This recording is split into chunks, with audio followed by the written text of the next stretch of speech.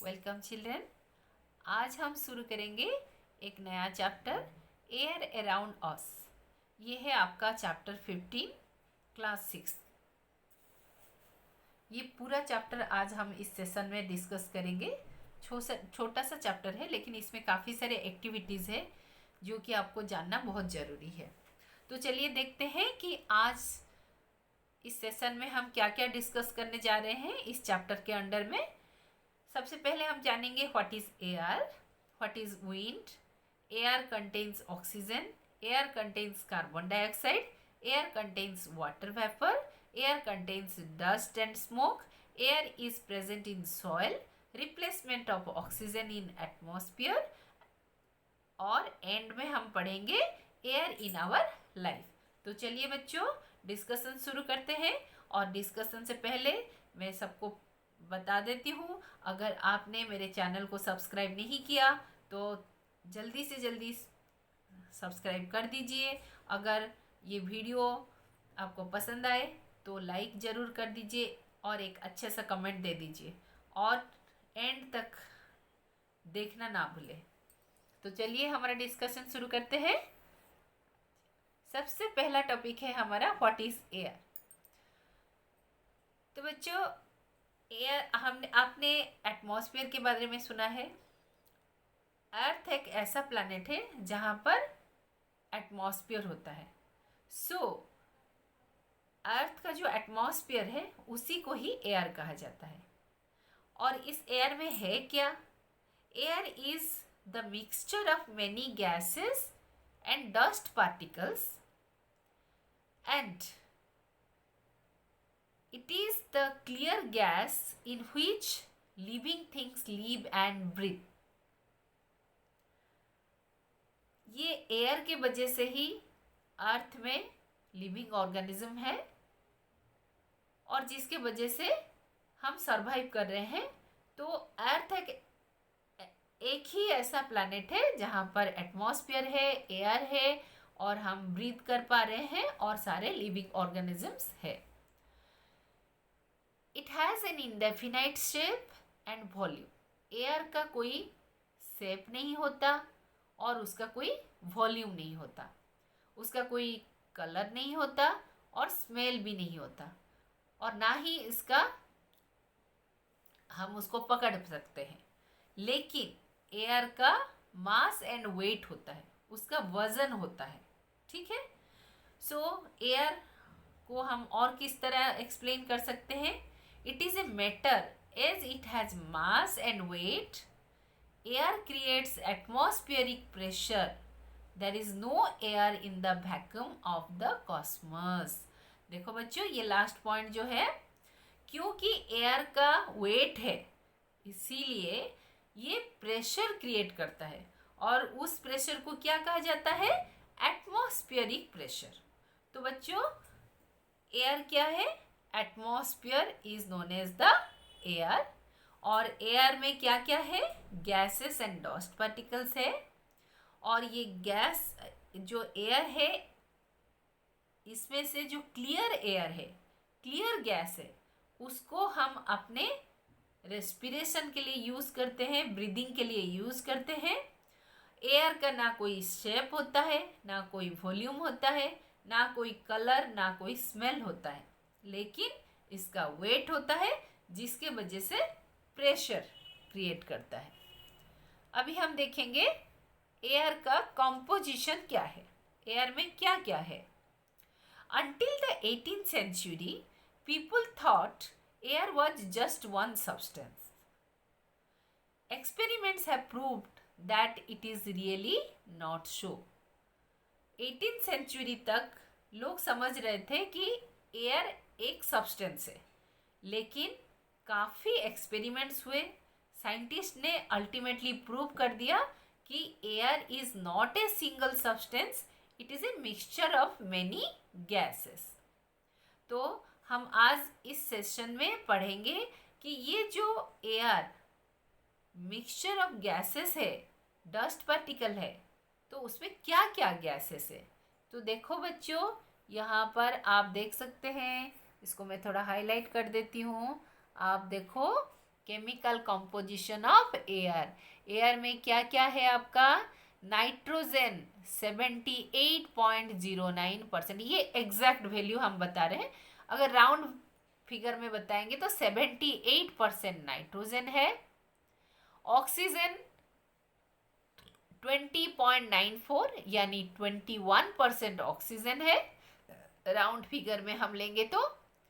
फिर 0.03% carbon dioxide है।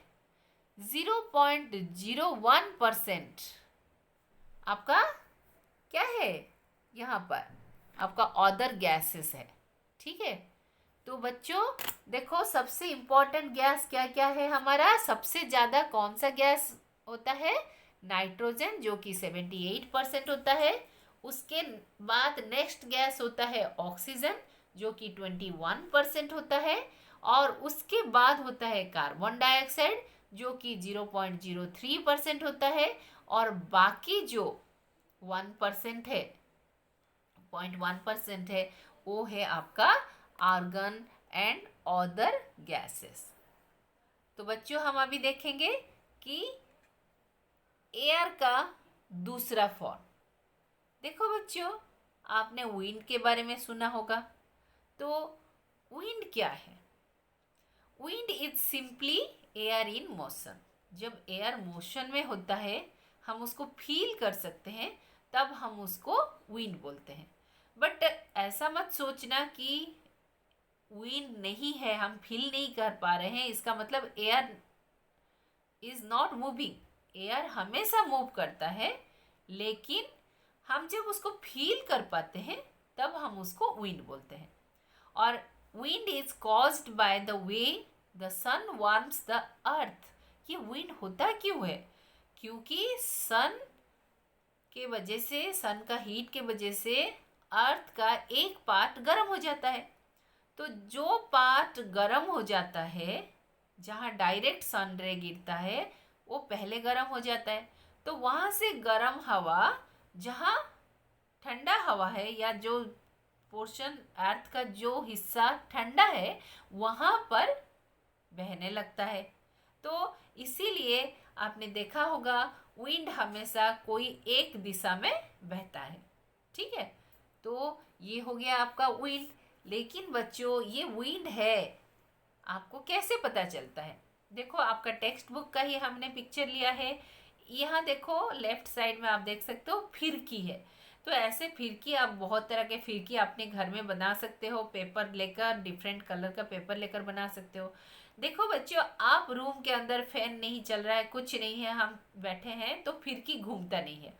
लेकिन अगर फैन चला दो, फैन के सामने फिरकी को रख दो, या फिर बाहर जाओ जहाँ हवा है, मतलब आपको फील हो रहा है या फील नहीं हो रहा है, लेकिन आपका अगर फिरकी घूम रहा है, तब आपको पता चलेगा कि ये विंड है। तो air is in moving condition, और ये विंड के वजह से फिरकी घूम रहा है। उसी तरह बच्चों, ये विंड का डायरेक्शन हम पता करते हैं बाय द वेदर कॉक। इस देखो राइट साइड में जो डायग्राम है ना, उसको कहा जाता है वेदर कॉक। देखो बच्चों, वेदर, आपका जो मेट्रोलॉजिकल डिपार्टमेंट है ना, वहाँ पर उस छत के ऊपर ऐसा एक इंस्ट्रूमेंट लगा रहता है, और उस इंस्ट्रूमेंट के ऊपर एक कॉक का पिक्चर होता है, और उस इंस्ट्रूमेंट में चारों दिशाएं दिखाया जाता है। जैसे आप यहाँ देख सकते हो, वेस्ट, ईस्ट, साउथ, नॉर्थ। तो मान लो हवा कहाँ से बह रहा है? साउथ से बह रहा है, तो हवा किस तरफ जाएगा? नॉर्थ की तरफ। वेस्ट से बह रहा है तो ईस्ट की तरफ। और उसके हिसाब से ये जो वेदर कॉक है वो मूव करेगा।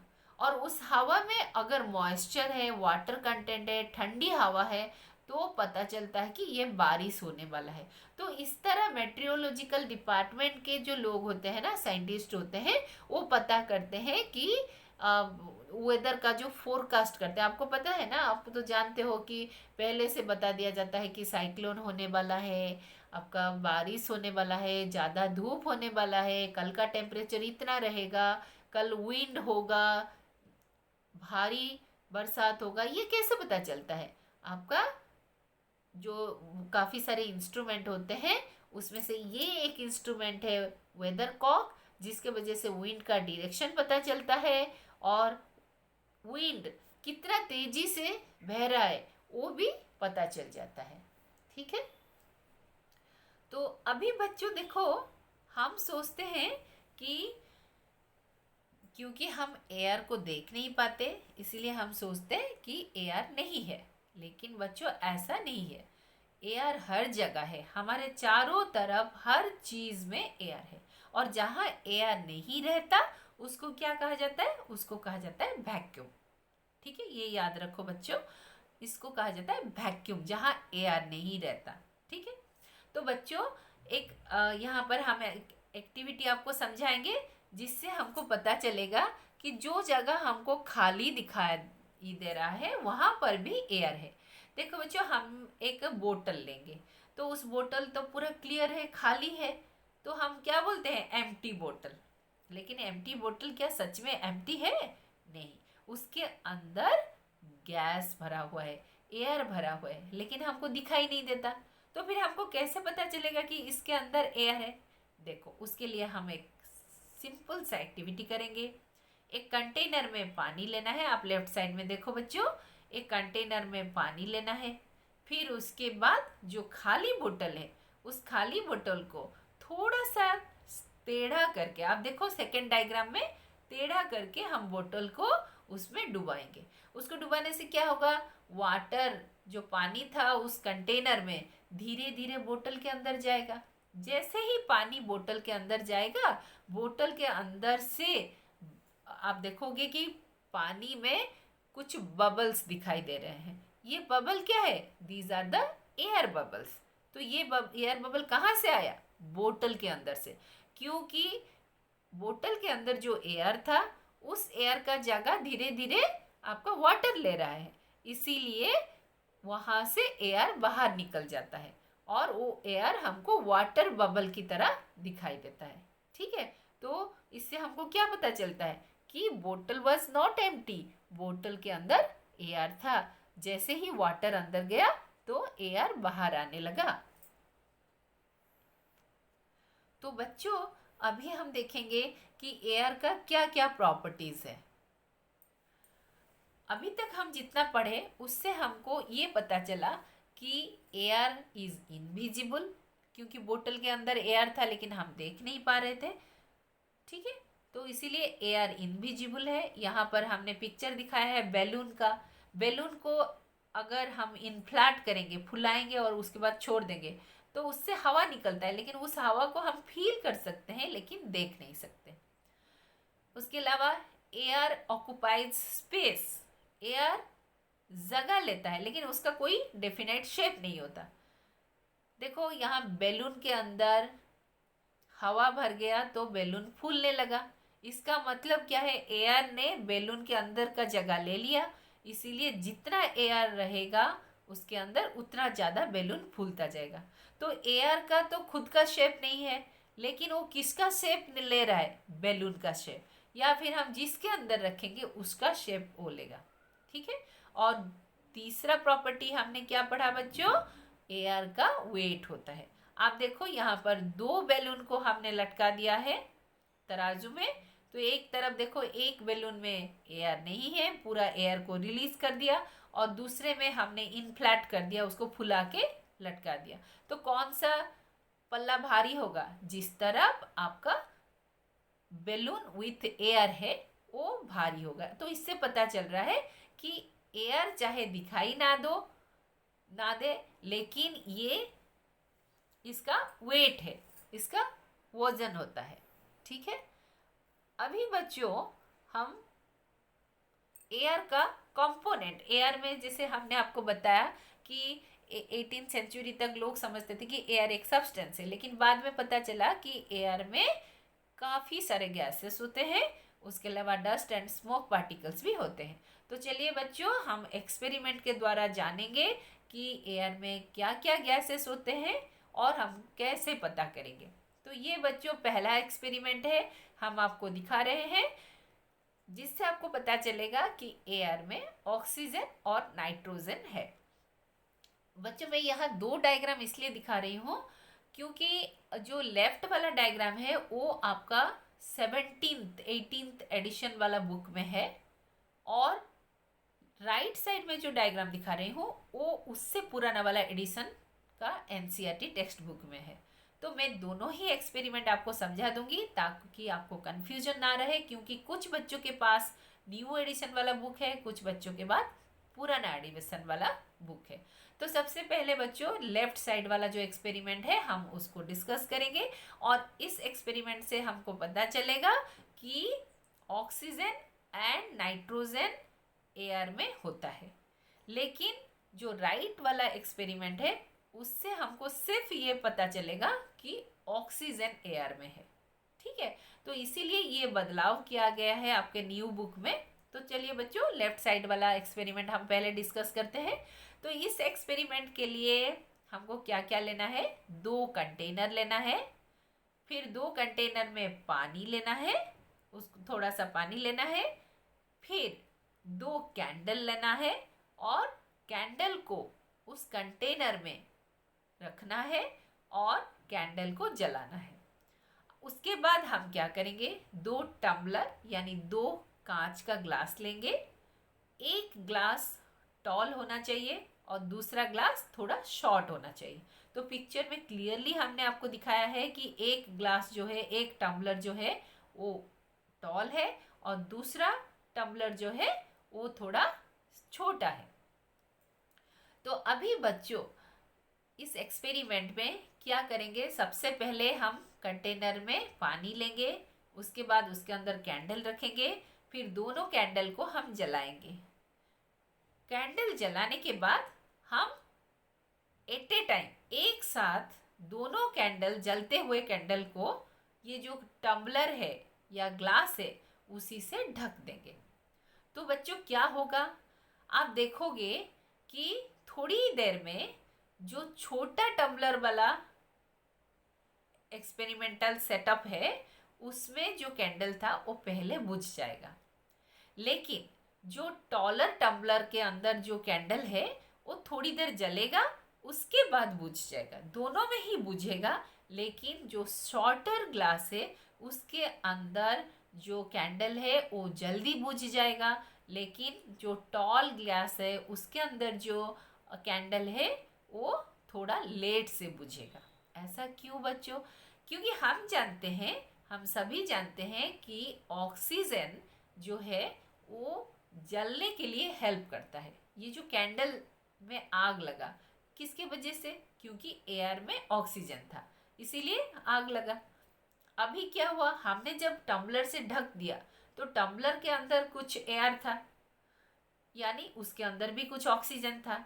अभी ढकने के बाद बाहर से कोई एयर कैंडल के पास नहीं पहुंचा, यानी बाहर से कोई ऑक्सीजन उसके पास नहीं पहुंचा। तो टम्बलर के अंदर जितना ऑक्सीजन था उतना ही ऑक्सीजन यूज हुआ आपके कैंडल को जलाने के लिए। तो छोटा टम्बलर के अंदर कम गैस थे, कम एयर था, कम ऑक्सीजन था, इसीलिए वो ज़्यादा देर नहीं जल सका और बहुत जल्दी बुझ गया, क्योंकि ऑक्सीजन जल्दी ख़त्म हो गया। लेकिन बड़ा वाला टम्बलर जो टॉलर टम्बलर है उसमें आपका जो ऑक्सीजन था वो थोड़ा ज़्यादा था, इसीलिए थोड़ी देर तक आपका कैंडल जलता है, लेकिन वो भी धीरे धीरे ख़त्म हो जाता है। वो टम्बलर के अंदर भी जो ऑक्सीजन था, क्योंकि बाहर से कोई ऑक्सीजन नहीं जा रहा है उसके अंदर, फिर वो बुझ जाता है। अभी बच्चों देखो, जैसे ही कैंडल बुझ जाता है आप देखोगे धीरे धीरे जो टम्बलर हमने उल्टा करके रखा है उसके अंदर पानी कुछ हाइट तक भर जाता है। ऐसा क्यों होता है, उसके अंदर जो ऑक्सीजन था वो तो भर गया, वो तो खत्म हो गया, अभी क्यों ये वाटर अंदर जा रहा है। अभी हमने जब उस टम्बलर को ढका उसमें से ऑक्सीजन तो खत्म हो गया, लेकिन उसके अंदर और एक गैस भी था, जिसके वजह से आपका जो पानी था जो कंटेनर में, वो पानी कुछ हाइट तक टम्बलर के अंदर उठ जाता है। ऐसा क्यों होता है, क्योंकि उसके अंदर जो नाइट्रोजन गैस होता है उसको रिप्लेस करने के लिए ये वाटर अंदर चला जाता है। ठीक है बच्चों, तो इसी से हमको क्या पता चला कि एयर में नाइट्रोजन और ऑक्सीजन होता है। अभी चलिए आपका पुराना टेक्स्ट बुक वाला एक्सपेरिमेंट पढ़ेंगे। यहाँ पर क्या किया गया, एक टेबल लिया गया, टेबल के ऊपर 2 कैंडल जलाए और एक कैंडल को हमने टम्बलर या ग्लास से हमने ढक दिया। अभी ढकने के बाद क्या होगा, आप देखोगे कि जो कैंडल को हमने नहीं ढका, खुला छोड़ दिया, वो कैंडल जल रहा है, लेकिन जिसको हमने ग्लास से ढक दिया वो अभी बुझ गया। ऐसा क्यों हुआ बच्चों? क्योंकि हमने जब ग्लास को ढक दिया तो बाहर से एयर कैंडल तक नहीं पहुंच पाया, और एयर में ऑक्सीजन होता है जो कि जलने के लिए हेल्प करता है। जब हमने ग्लास से ढक दिया तो ऑक्सीजन कट ऑफ हो गया और वो कैंडल बुझ गया। तो इससे हमको पता चलता है कि एयर में ऑक्सीजन है।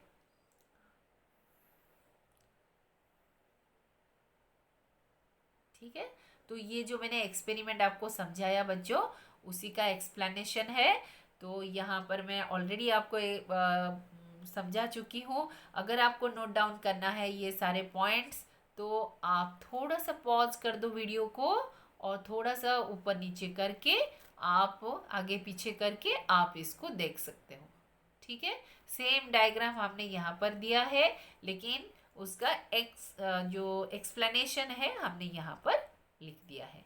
ठीक है, so I am not reading out this explanation, you just go through this if you want. अच्छा, उसके बाद बच्चों अभी हम देखेंगे कि एयर में कार्बन डाइऑक्साइड भी है। ये कैसे पता चलेगा कि कार्बन डाइऑक्साइड है? एक क्लोज रूम में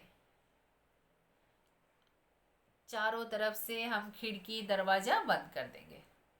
बंद करने के बाद देखो बच्चों, आप रात को ना हम लोग, कुछ लोग होते हैं जो कि मच्छरदानी नहीं डालते। वो क्या करते हैं, जो मस्क्यूटो कॉयल होता है ना, उसको जला देते हैं और चारों तरफ से अगर खिड़की दरवाजा सब बंद कर दे तो थोड़ी देर के बाद हमको सफोकेट लगता है, घुटन सा होता है। ऐसा क्यों होता है? क्योंकि वो जो आपका कॉयल जलता है, मॉस्किटो कॉयल, उससे जो धुआं निकलता है, उस धुएं में कार्बन डाइऑक्साइड गैस होता है। उसके अलावा हम जो रूम में है, हम भी रेस्पिरेशन के थ्रू कार्बन डाइऑक्साइड रिलीज करते हैं। धीरे धीरे क्या होता है, रूम के अंदर ये जो कार्बन डाइऑक्साइड है धीरे धीरे जम जाता है। ठीक है, एंड ये कार्बन डाइऑक्साइड के वजह से हमको सफोकेशन होता है। ठीक है, हमको सांस लेने में तकलीफ होती है। और ये कार्बन डाइऑक्साइड एटमॉस्फेयर में बहुत ही कम मात्रा में होता है, जो कि 0.03% में होता है, इतना कम है। लेकिन हम अगर कोई बंद कमरे में रह जाए और वहाँ कार्बन डाइऑक्साइड का कुछ जलाना शुरू कर दे तो उससे कार्बन डाइऑक्साइड रिलीज होता है और कार्बन डाइऑक्साइड की मात्रा काफ़ी बढ़ जाती है, जो कि हमारे लिए खतरा साबित करता है। ठीक है, और आपको पता है प्लांट एंड एनिमल्स ऑक्सीजन लेते हैं रेस्पिरेशन के लिए, लेकिन कार्बन डाइऑक्साइड छोड़ते हैं ड्यूरिंग रेस्पिरेशन। सिमिलरली कोई भी चीज़ जलता है तो ऑक्सीजन को एयर से ले लेता है और क्या प्रोड्यूस करता है? कार्बन डाइऑक्साइड प्रोड्यूस करता है। और एक एक्सपेरिमेंट जो कि आपके टेक्स्ट बुक में नहीं है बच्चों, वो हम आपको बताएंगे कि एयर में कार्बन डाइऑक्साइड है, ये कैसे पता करना है। या फिर हमने जैसे बताया कि हम रेस्पिरेशन करने के टाइम क्या लेते हैं, ऑक्सीजन लेते हैं और कार्बन डाइऑक्साइड छोड़ते हैं। ये हम कैसे प्रूव करेंगे, आपको यहाँ इस एक्सपेरिमेंट से हम आपको दिखाएंगे। देखो बच्चों, एक टेस्ट ट्यूब में हमको लाइम वाटर लेना है। आप जानते हो लाइम वाटर क्या है? आपको जो सोडा लाइम होता है ना, उसकी ऐसा वाटर लेना है। अभी हमने लाइम वाटर लिया। लाइम वाटर क्या होता है? कलरलेस होता है। लेकिन हम एक स्ट्रॉ लेकर उसमें अगर फूकेंगे, फूकने से क्या होता है? हमारे मुंह से कार्बन डाइऑक्साइड रिलीज होता है। तो ये कार्बन डाइऑक्साइड जब लाइम वाटर में मिक्स हो जाता है तो ये मिल्क की तरह दूध की तरह सफ़ेद हो जाता है। तो उससे हमको पता चलता है कि हम रेस्पिरेशन करने के टाइम क्या रिलीज करते हैं, कार्बन डाइऑक्साइड रिलीज करते हैं। अभी देखेंगे कि एटमॉस्फेयर में स्मोक एंड डस्ट भी होते हैं। The burning of fuel produces smoke. Smoke contains few gases and fine dust particles and is often harmful. देखो बच्चों, ये स्मोक एंड डस्ट जो है, स्मोक में डस्ट होता है और कुछ बर्न करने से स्मोक रिलीज होता है, ये आपको कैसे पता चलेगा? ऐसे तो ज़्यादा स्मोक जहाँ निकलता है तो हम देख पाते हैं स्मोक को, लेकिन मान लो आपने एक नया व्हीकल लिया, उसका जो स्मोक जहाँ से रिलीज होता है वहाँ से स्मोक रिलीज होता है लेकिन हमको दिखाई नहीं देता। लेकिन आप पता कैसे करोगे? गाड़ी को स्टार्ट कर दो, स्टार्ट करने के बाद क्या होगा, पापा को बोलो गाड़ी स्टार्ट करेंगे, और जो आपका धुआं जहाँ से निकलता है वहाँ पर एक वाइट क्लॉथ लेकर सामने रख दो। आप देखोगे थोड़ी देर में वो पूरा ब्लैक हो जाएगा। ठीक है, तो उससे आपको पता चलता है, हमको पता चलता है कि वहाँ से धुआं निकल रहा है, स्मोक निकल रहा है, और उस स्मोक में आप देखोगे कि छोटे छोटे काले काले पार्टिकल्स है। सो ये सब कार्बन पार्टिकल्स हैं। उसके अलावा उसके अंदर डस्ट भी होते हैं जो कि काफ़ी हार्मफुल होते हैं सबके लिए, हमारे लिए, जानवरों के लिए, सभी के लिए ये हार्मफुल होते हैं। ठीक है, और आपको पता है बच्चों, इसी वजह से जो फैक्ट्रीज में तो फ्यूल यूज होता है, और फ्यूल जलने से कार्बन डाइऑक्साइड रिलीज होता है और दूसरे पॉइजनस गैस भी रिलीज होते हैं। इसीलिए फैक्ट्रीज का जो चिमनी होता है वो चिमनी को ज़्यादा हाइट में रखा जाता है, ताकि वहाँ से जो धुआं निकले हमारे आँखों या नाक की कांटेक्ट में ना आए और नाकों के थ्रू लंग्स तक ना पहुँचे, रेस्पिरेटरी ट्रैक्ट में ना पहुँचे और हमको कोई नुकसान ना हो। लेकिन बच्चों, ये चिमनी ज़्यादा हाइट में रखने से हमको तो नुकसान कम होता है, लेकिन बच्चों बेचारे जो बर्ड्स होते हैं, पक्षी होते हैं, आसमान में उड़ते हैं, वो बेचारे मर जाते हैं। ठीक है, तो इसीलिए बच्चों, smoke and dust always harmful for any animal, सारे एनिमल्स के लिए ये हार्मफुल है।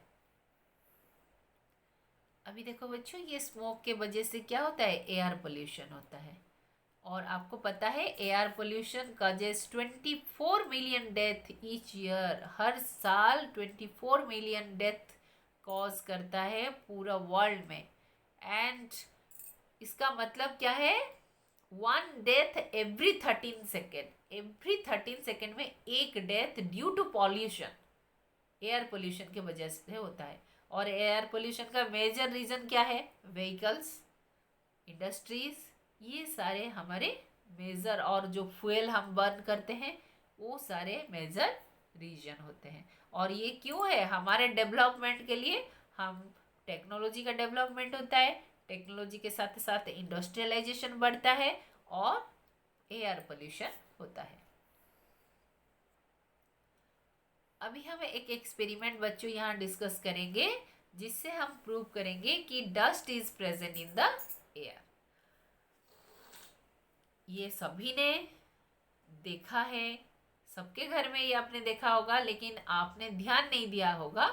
वही जो आप घर में देखते हो उसी को ही हम यहाँ दोहराएंगे, लेकिन उसी से हमको पता चलेगा कि डस्ट हमारे चारों तरफ जो एयर है वहाँ पर है।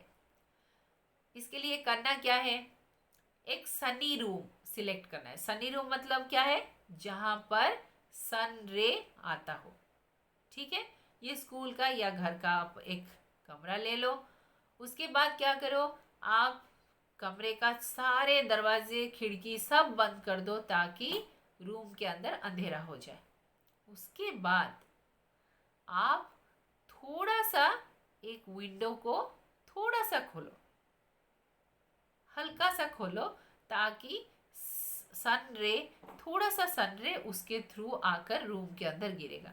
अभी बच्चों, जो सन का बीम आया या लाइट का रे आया, उसमें आपको क्या कुछ दिखाई देता है, ये जरूर आप घर में करके देखना। आपके घर में, सबके घर में खिड़की से, दरवाजे से लाइट आता है, लेकिन आप कभी ध्यान नहीं देते। आप देखोगे बच्चों, ये पिक्चर मैं आपको दिखा रही हूँ, देखो इस पिक्चर में आप देख सकते हो, यहाँ पूरा रूम अंधेरा है, लेकिन खिड़की में एक छोटा सा छेद है, उस छेद के थ्रू सनलाइट आ रहा है। उस सनलाइट को देखोगे तो उसमें काफ़ी सारे डस्ट पार्टिकल इधर उधर मूव करते रहते हैं। उससे हमको पता चलता है कि एयर में डस्ट है। हमको दिखाई दे नहीं दे रहा था, लेकिन जब डायरेक्ट लाइट गिरने लगा तो हमको दिखाई देने लगा। ठीक है, अभी उसके बाद बच्चों हम ये भी जानना है कि वाटर वेपर भी एयर में होता है। ठीक है, ये कैसे? वाटर वेपर क्या है आपको पता है? हमने वाटर वाला चैप्टर में पढ़ा है कि वेपोराइजेशन क्या होता है, इवापोरेशन क्या होता है। वाटर जब गैस में कन्वर्ट हो जाता है तो हम उसको वाटर वेपर बोलते हैं, और ये वाटर वेपर हमेशा एयर में होता है। ठीक है, तो कैसे हमको पता चलेगा? देखो, अगर हम कोई ग्लास में, जैसे बच्चों यहाँ मैं दो डायग्राम आपको दिखा रही हूँ। एक ग्लास में हमने क्या किया, आइस रख दिया। अभी थोड़ी देर के बाद आप देखोगे हमने ग्लास के अंदर आइस रखा था, लेकिन ग्लास के बाहर छोटे छोटे ड्रॉपलेट्स आके जम गए हैं। ऐसा क्यों होता है? आप देखो इस पिक्चर में ग्लास के बाहर बहुत सारे ड्रॉपलेट्स जम गए हैं। ऐसा क्यों हुआ बच्चों?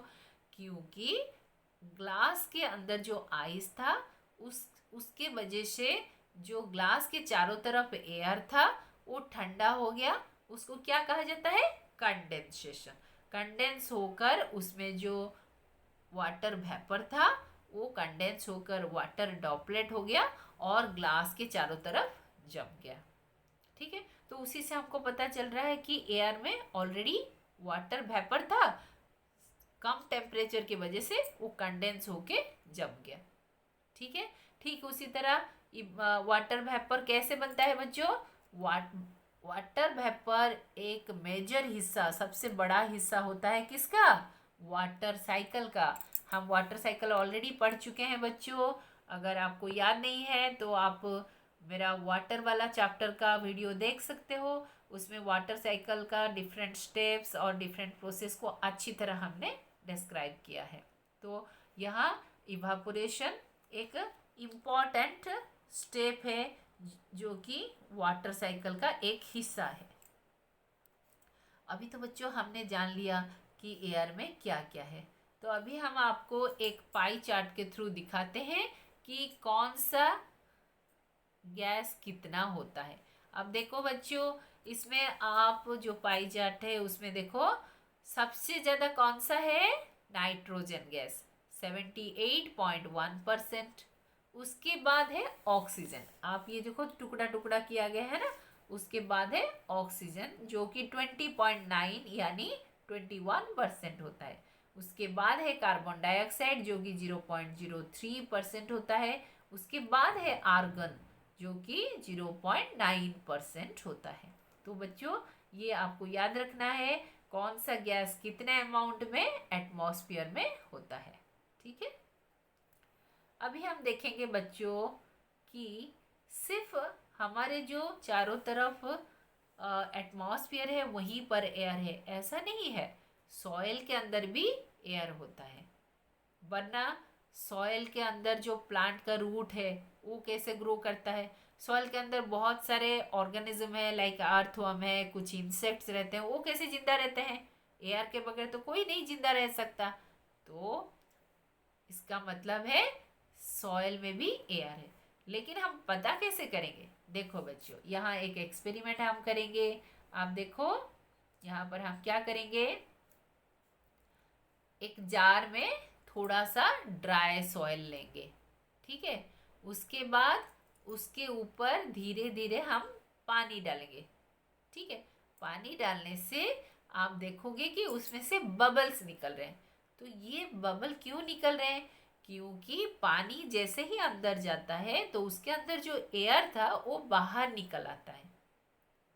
ठीक है, मतलब मिट्टी के अंदर गैप होता है और उस गैप में एयर था, जब हमने पानी डाल दिया, पानी तो भारी होता है, तो पानी वो गैप में चला गया, लेकिन वो गैप में जो एयर था वो कहाँ जाएगा, वो बाहर आ गया एज द बबल्स।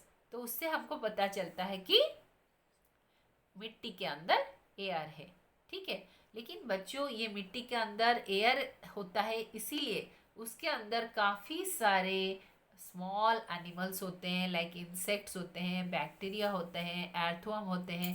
देखो बच्चों यहाँ कुछ पिक्चर्स में दिखा रहे हो, ये कुछ देखो यहाँ पर कुछ देखो, ये अर्थवर्म है, ठीक है, ये मॉलुस्क है। तो ऐसे बहुत सारे ऑर्गेनिज्म रहते हैं। लेकिन बच्चों आपने एक चीज़ कभी ध्यान दिया कि अर्थवर्म रेनी सीजन में बाहर क्यों आ जाते हैं, मिट्टी से ऊपर आ जाते हैं, ऐसा क्यों होता है? क्योंकि बच्चों जब हैवी रेन होता है तब ज़्यादा पानी मिट्टी के अंदर चला जाता है।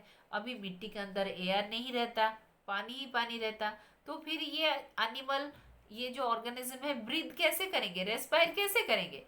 इसीलिए वो मिट्टी से बाहर आ जाते हैं।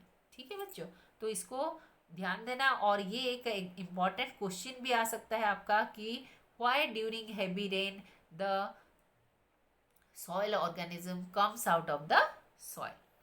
ठीक है, उसके बाद oxygen in the atmosphere. Atmosphere में बच्चों ऑक्सीजन तो हम सब लोग ले रहे हैं, प्लांट ले रहा है, एनिमल ले रहे हैं, हम लोग ले रहे हैं, तो फिर ऑक्सीजन खत्म हो जाना चाहिए, है ना?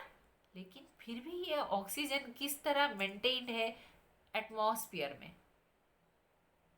इसका तो कोई तो वजह होगा। यहाँ पर हम उसको डिस्कस करेंगे।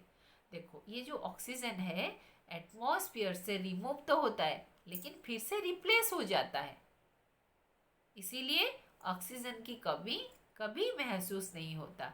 ठीक है, और परसेंटेज ऑफ ऑक्सीजन हमेशा बैलेंस स्टेट में रहता है। ऑक्सीजन रिमूव कैसे होता है?